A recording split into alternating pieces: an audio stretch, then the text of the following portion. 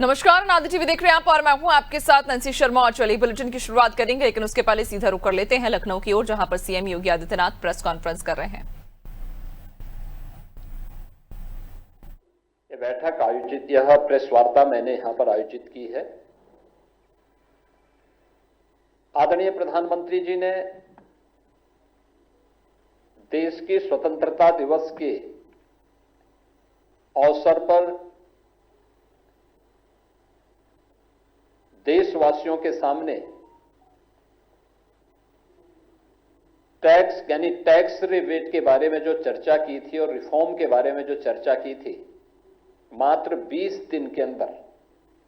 उसके परिणाम प्राप्त हो गए और वह 22 सितंबर से लागू भी हो रहे हैं। जीएसटी काउंसिल ने अभी हाल ही में 3 सितंबर को जो अपनी 56वीं बैठक हुई है, उसमें इस पर पूरी चर्चा करने के उपरांत सर्वसम्मति से इसका अनुमोदन किया है और जो 22 सितंबर से शारदीय नवरात्रि के अवसर पर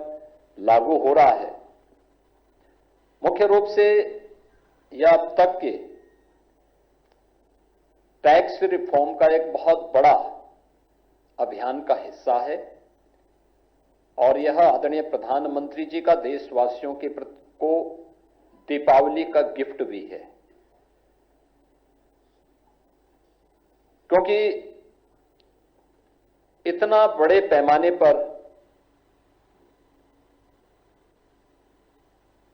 रिफॉर्म हो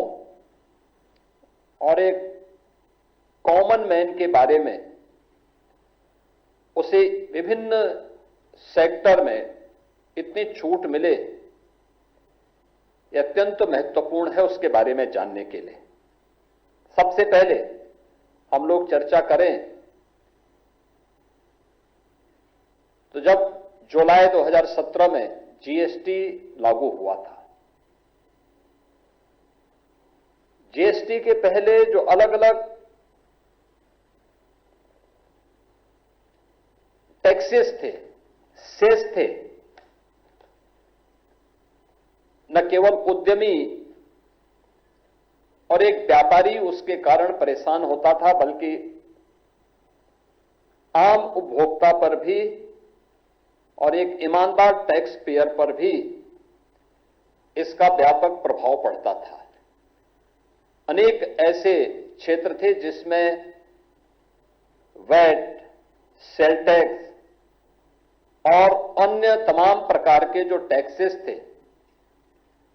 उनकी जो दर थी वह काफी बड़ी थी।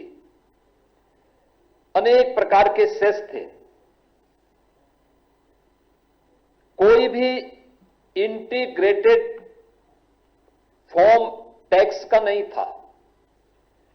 जीएसटी ने इन सभी प्रकार के अलग अलग प्रकार के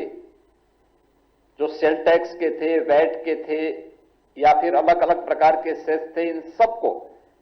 इंटीग्रेशन करके और टैक्स रिफॉर्म के लिए जो समय क्रांतिकारी कदम उठाया था, वन नेशन वन टैक्स के आधार पर, परिणाम क्या था कि उस समय टैक्स को जितना सिंप्लीफाई किया गया था, उसका परिणाम था कि बड़े पैमाने पर जीएसटी का रजिस्ट्रेशन बढ़ा और रजिस्ट्रेशन बढ़ने के साथ ही बड़े पैमाने पर देश की जीडीपी में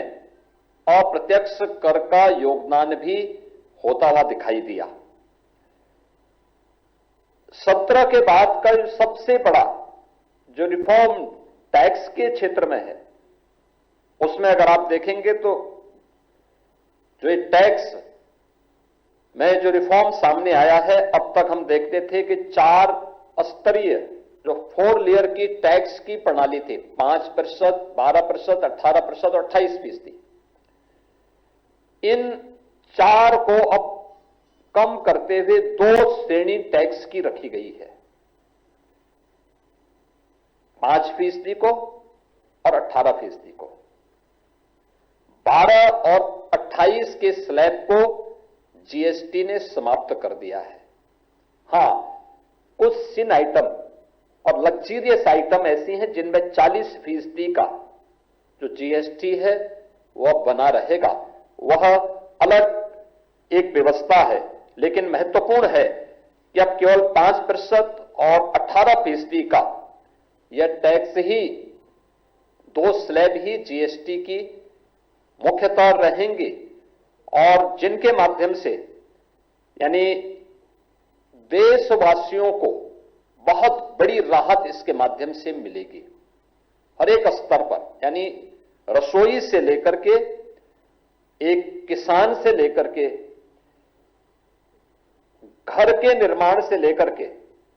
और बड़े बड़े हाईवे और इंफ्रास्ट्रक्चर के डेवलपमेंट के साथ साथ अपने कारोबार को आगे बढ़ाने वाले उद्यमियों के लिए भी इसका भारी लाभ होने वाला है और इसके माध्यम से लगभग 2 लाख करोड़ रुपए से अधिक का भारत की अर्थव्यवस्था में ग्रोथ होने की संभावना भी है।